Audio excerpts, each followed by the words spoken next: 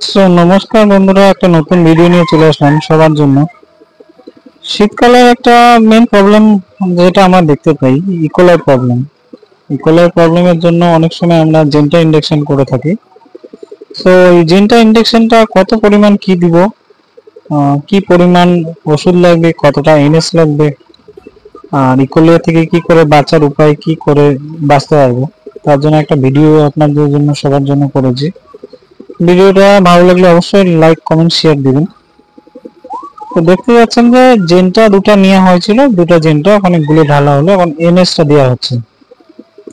NS এর পরিমাণটা কি হবে, জেনটার পরিমাণটা কি হবে, ভিডিওর সঙ্গে জুড়ে থাকুন, বলে দেওয়া হবে। দেখতে পাচ্ছেন মুরগির বয়সটা 5 দিন বয়স। ইকোলাই প্রবলেমের জন্য এটা আমরা জেনটা করছি। সাধারণ ক্ষেত্রে তো আমি যেটা ব্যবহার করে থাকি আমার প্রত্যেকটা ফার্মে, 1000 বাচ্চার জন্য একটা জেনটা 100 ml,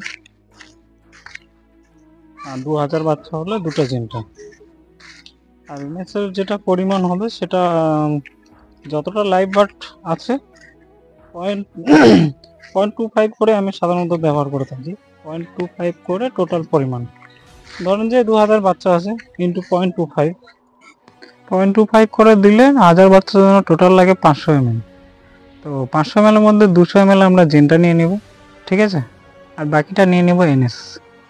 এই যে এনএসটা ঢালা হচ্ছে, এনএসটা যদি আমরা কমও ব্যবহার করতে পারি, এর সঙ্গে আরেকটা মেডিসিন যেটা ভিটামিন দিলে একটা ভালো হয়। 1000 বাচ্চার জন্য 30 ml বেলামেল দিতে পারেন, 30-60 ml। আর বেলামেল বাদে আরও ওষুধ আছে, যেমন নিউরোবিয়ান লিকুইড আছে, সেটাও ব্যবহার করতে পারি, ঠিক আছে। এটা ব্যবহার করে 4টা পাখিতে আমরা 0.25 করে 1 ml একটা পরিমাণ হবে, যেটা পরিমাণ করছি 4-5 পুশ করলে 1 ml হবে।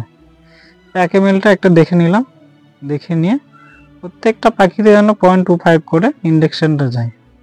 তাহলে কি হবে, আমরা ইকোলাই থেকে প্রথম 4 বা 5 দিনে যদি আমরা ইনজেকশনটা করে দিই, তাহলে ইকোলাই থেকে আমরা সম্পূর্ণভাবে রেহাই পাবো, এটা আশা করি।